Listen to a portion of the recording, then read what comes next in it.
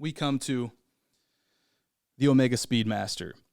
The Omega Speedmaster Professional, aka the Moonwatch. Probably one of, if not the most storied and one of the most iconic watches in history, just because of the Gemini and Apollo missions, where NASA classified this and qualified it for the moon missions. It even says on the back here, flight qualified by NASA in 1965 for all manned space missions.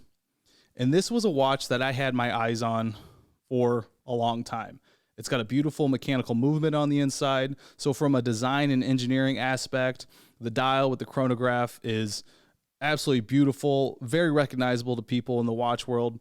And it was engineered to just be a normal watch, but it was the only watch that NASA passed for all the tests. Heat exposure, cold exposure, G-shocks, going through G's, going into the vacuum of space. Ed White in the Gemini missions, becoming the first American to do a spacewalk, wore this on the outside of his suit, and it survived the vacuum of space. It's this specific Hesselite version, not this generation, but the Hesselite kind of build of the glass and everything else. And it's an absolutely beautiful watch, and nothing's cheap about it. So why did I want to spend so much money on a watch? Sorry. For the right reasons. Number one, after my dad passed away last October, I realized that my family doesn't really have a lot of heirlooms. And there's also not really anything that you can buy that is timeless. No pun intended with watches. Watches are like this, like a Rolex, an Omega Speedmaster, or a Seamaster, which is James Bond's watch, Rolex Submariners. They're, no matter what age you are, no matter where you are in any sort of fashion sense, this will always be in fashion and iconic. And as long as you take care of something like this, its build is just extremely overbuilt with the stainless steel case. And it's just well protected. Something you can wear with anything. I wear this with gym shorts. I'll wear this dressed up, and it could be on my wrist for the rest of my life. And this is something that hopefully in the future, if I become fortunate to have children in the future, this will be something that can be passed down. And my family just didn't have that.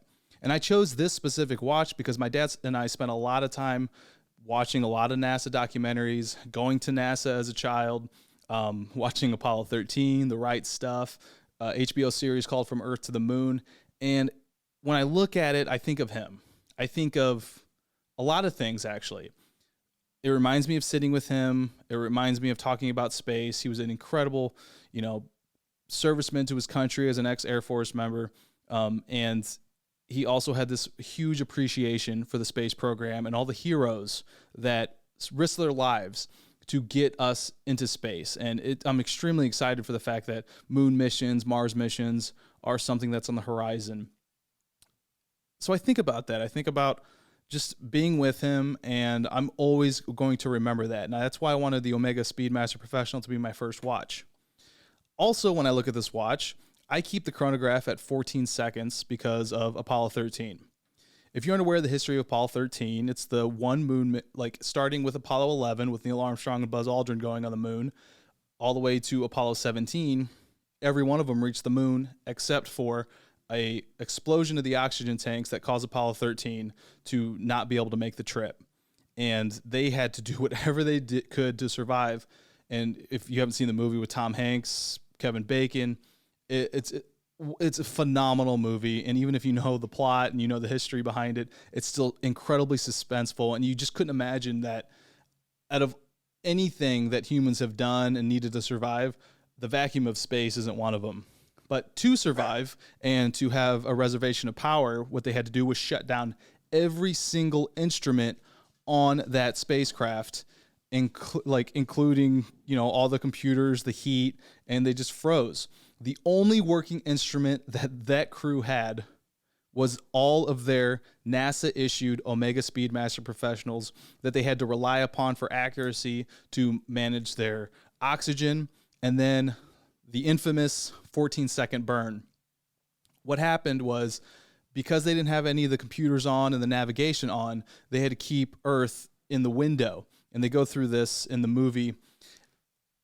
And they had to do a manual burn using the lunar module that was still attached to the spacecraft because it needed to power them to come back in and do a 14-second burn. There's a lot of controversy behind the amount of burn because of different times of communication. But Jim Lovell, who was on the Apollo 13 mission, has stated numerous times, as well as some NASA engineers, that it was a 14-second burn. And they timed it with the Omega Speedmaster Professional. It's an incredible tool. You would consider Omega to be a very notable competitor to Rolex in terms of its build quality, its history. It's actually older than Rolex and my personal favorite watch brand. And they built this to tell time. Speedmaster have a chronograph, time race cars and whatnot, and it became a tool to save lives. And because of its role in saving the lives of the Apollo 13 men, NASA issued the Silver Snoopy Award, which goes to notable companies or people that have great involvement with the space program. And it put Omega beyond watches in general, and it forever storied them with the United States National Aeronautics and Space Administration. And I look at that as well, and I look at when Neil Armstrong and Buzz Aldrin became the first men on the moon. Neil Armstrong actually left his Omega Speedmaster in the lunar module, but Buzz Aldrin wore his on. Like, when he looked at his watch on the moon, this is the face that he was looking at. And I think about like the heroes and the giants of history that came before us and what they did for the future of humanity. And they looked at this dial, and I think about that as well. Another thing I think about is, if you're someone into crypto, you constantly hear the phrase "to the moon," like it's going to the moon. And that's another thing I think about, like what, someone's Mount Everest. I think that's a little lower than just the historical feat it takes to get to the moon. So I think of that being like the higher echelon of human engineering, vision, dreaming. And I can get lost in this dial and just thinking about that. It's incredible. Like, I've never had so much history and so much pride owning something that's for me. You can judge all you want as far as how much it costs, but this is something I saved up for. And at this point in my life and milestones, I bought this to remind myself of my father, to remind myself I just bought a house, my first home, that I decided to make Austin my home, which is the first time in my life I got to decide, like, this is where I want to be. And I got a promotion at work. So a lot of things came about that when I look at this watch or I look at any of my watches, I understand where I was in my life. And this is the most storied one.